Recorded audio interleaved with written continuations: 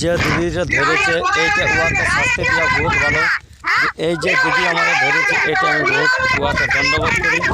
উহাকে স্যার সংস্কৃতি সবাই ভুলে না। এই যে কাগলা দেখাচ্ছি সবাই করছি তোমরা পুলিশের জন্য পৌঁছে নাই, কিন্তু ভোটার নিয়ে গেছে এই লক্ষ্মী দিদির মতো।